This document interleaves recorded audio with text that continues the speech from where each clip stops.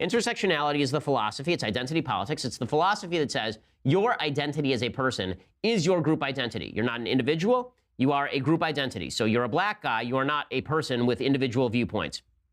And if you're a black guy, your viewpoint should be of the left, because otherwise you're not truly black. If you're a Jewish person, you must be of the left, because as we all know, Jews vote Democrat. And that means that if you're Jewish and you're not of the Democratic left, then you must not be a good representative of Judaism. You must not be a good Jew. And therefore, we rip away your intersectional identity. Okay, the foolishness of this is pretty obvious and pretty astonishing, but unfortunately, it has infused the entire left. It really has infused a large portion of the left, identity politics predominating over meaningful discourse, And it's not just these idiotic students, these Antifa members attempting to shut down debate on college campuses. The most obvious example happened actually last night.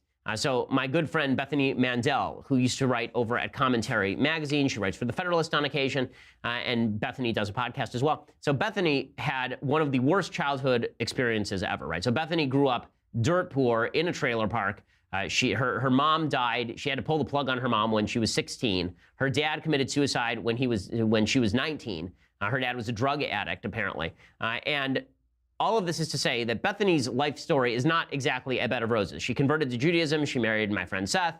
They have a bunch of kids, really wonderful people. She wrote a piece for the New York Times over the weekend, and I think it came out Monday, in which she talked about her experiences and why she owns a gun. And the reason she says she owns a gun is because when she was growing up, she was living with her mom. Her dad had already taken off. And somebody legitimately, they were living, I guess, in an apartment on the second story. Some robber put a ladder to her window and attempted to climb in her window, right, when she was a kid. And her mom walked in with a gun that she had, with a rifle that she had, and pointed it at the window and said to Bethany, move aside or you're going to get brains on you, basically. And when the guy showed up at the top of the window, she said to him, you better run or I'm going to shoot you. And that was the end of that. And so Bethany said, Bethany got a lot of death threats in the last election cycle. She was not pro-Trump. And so she bought a gun in the aftermath of that. Well, Shannon Watt is a gun control warrior. Shannon Watt is a radical gun control advocate. And she decided to attack Bethany for being white. She said that Bethany suffered from white privilege. So do we have some of those tweets? This is 14. So Shannon Watt attacked Bethany Mandel. And what she said was, this New York Times paired this op-ed by a white woman based on her anecdotes of fear and paranoia instead of actual gun safety data with a photo of a woman of color. How dare the New York Times suggest that women of color and women who are white might have common interests when it comes to having a gun?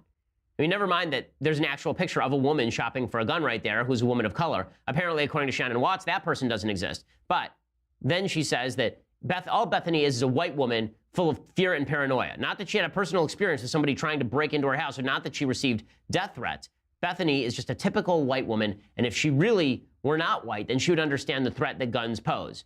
And then it gets even worse, right? She actually tweeted out a bunch of nastiness about Bethany. She suggested that Bethany was actually a racist, right? Shannon Watts actually suggested that Bethany was a racist for wanting to protect herself from neo-Nazis, which is just all class.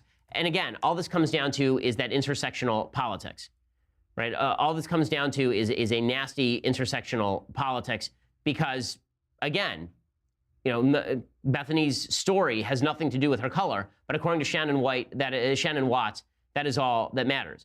She says that the problem with America right now is that people are making gun laws based on emotion, not data. And Bethany replied, I'm sorry, have you not been promoting the Parkland students' emotions for the last 2 weeks? Or are we only allowed to base decisions on certain emotions? And Shannon Watts suggested, quote, your privilege in feeling that a gun will make you safer is in part because you are white. CDC data actually shows the opposite about gun ownership. So Bethany says, a guy tried to climb in my bedroom and kill me when I was a kid, and my mom scared him off with a gun. And Shannon Watts' reply was, you only care about this because you are white.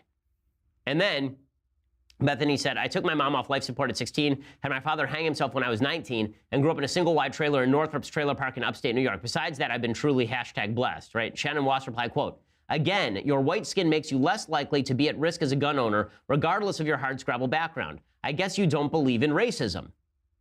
Okay, so suddenly Bethany doesn't believe in racism because she's actually been threatened by a guy climbing in her window. The intersectionality here is just astonishing. Intersectionality, again, making people stupid every